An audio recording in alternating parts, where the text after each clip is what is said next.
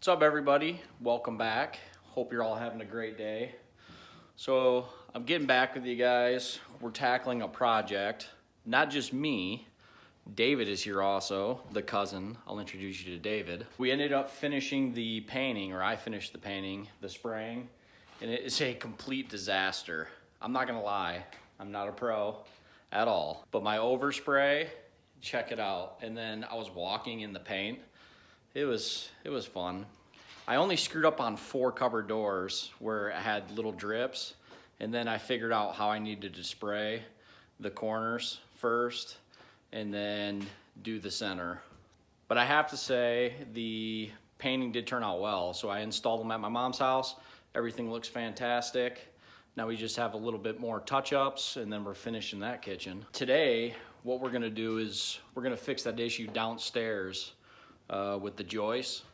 So we have a few items. We stopped at Lowe's to get the project items or the needed items. So I'm gonna run you through what we got. Now this is just a recap. So we have a header beam that runs approximately 30 feet from one end of the foundation all the way to the other end. So everything's level, and the sistering here, you can see it's not offset. So we're getting a droop. So you can see the droop, level, level, level, level, droop, droop, droop, droop, droop, droop, droop, droop, until here. So we had 3 more jacks. We got a filter for the HVAC. This is a really thick filter too. And then we have the 2x8s, 8-footers. So we're gonna put these up and then sister them to this, and then we're gonna level it out. We have the hex bolts. So these are 10-inch hex bolts with nuts, construction adhesive. So we're gonna run this on the back side before we run the hex screws in between the new 2x8s. We got a contractor pack of washers for the front and back, a drawstring so we can make sure we're level when we install this, and then we have hammer and staples for the electric. So I believe we have everything, I hope. The plan is to put one of these jacks in between those jacks, one here, and then one down there in between. So then when we level this out, it doesn't scissor. And then once we get this braced up, then what we're going to do is replace this one. I don't like the rusting here. Here you can see there's a cement pad for this jack, and then there's a cement pad for that. So we're gonna leave this one, replace this, to level all this out. Welcome, David. What? Cousin David is among us. He's been helping with the house. I have to introduce him. Give a shout out. I don't want to be on camera. He's on.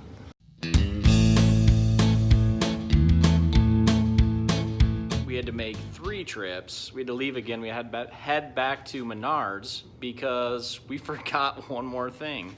And that one more thing was a drill pit to go through our fix. Hopefully we don't have to go back and we can get started. But how many of you do that? So we spent 3 hours going back and forth. Temporary jack 1 installed, 2. This is where we're gonna jack that up. And then 3.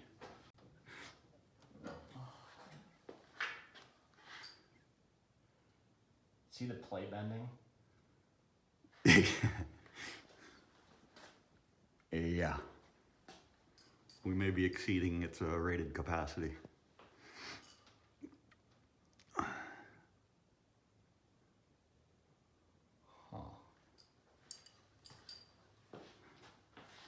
Yeah, dude, look at the plate difference.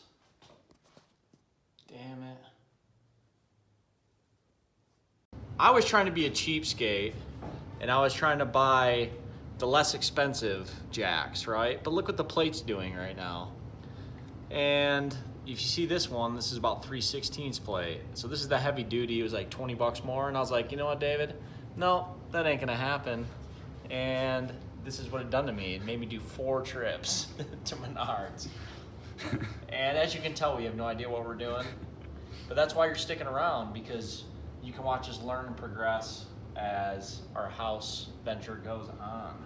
But if you have any suggestions, if you've ever done this before, drop it down in the comments below, because it's nice to hear from other people with their history, their knowledge. It is lifting up though. You can see the difference.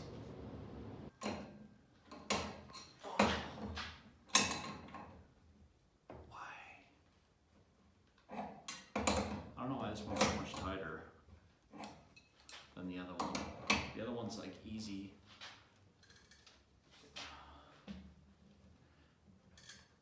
Before we sandwich the 2x8s, we're going to use some liquid nails construction adhesive.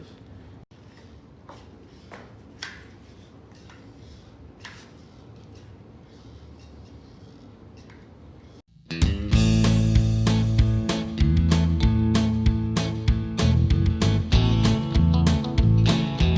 you ever seen the movie Uncle Buck? Doesn't this remind you of Uncle Buck? That's what it reminds me. I have not seen that movie. You haven't seen that movie? Uh-uh. With John Candy? Really? Oh, then maybe, but it would have been when I was really He has a cigar in young. his mouth.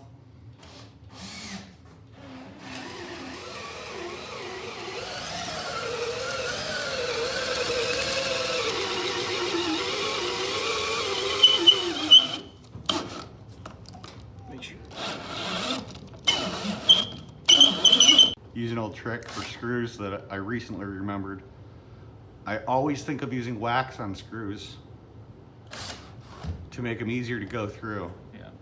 I always forget that soap will do the same thing. So, So we drag soap on the drill bit and we're through.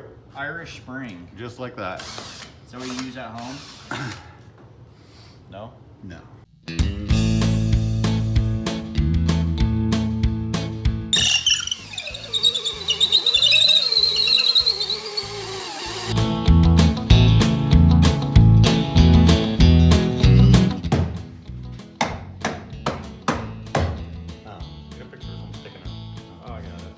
Put all our carriage bolts in, 1/2 inch by 16.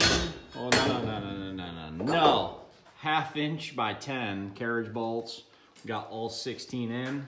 Now we're gonna remove the jacks to support the splice. Cable staple time. Take these cables, staple them, check. Me and David finished this support beam, so we're complete. It took 12 carriage bolts. The only thing we need to do is we need to order in another one of these permanent jacks that are 2-code. So we're gonna get one or order one on Amazon to go here. And then we already have the footer that's already been in the cement. So we'll mount it here, remove this one-time temporary use jack, and then we're done. Complete. On to the next voyage. The next voyage is gonna be these stairs behind us, which will be in our next video. We're trying to figure out why it's sloping. It slopes like this, and then upstairs in our second floor, you can see the stairs are sloping down like this. But the reason why is because it starts sloping all the way over to here. So we're gonna do that in our next video. That's our next project. As always, make sure you give me a thumbs up, because I appreciate it. If there's something that we're not doing right, or if you got any comments, put them in the comment below. Hit that subscribe button, hit that bell, appreciate it, thank you.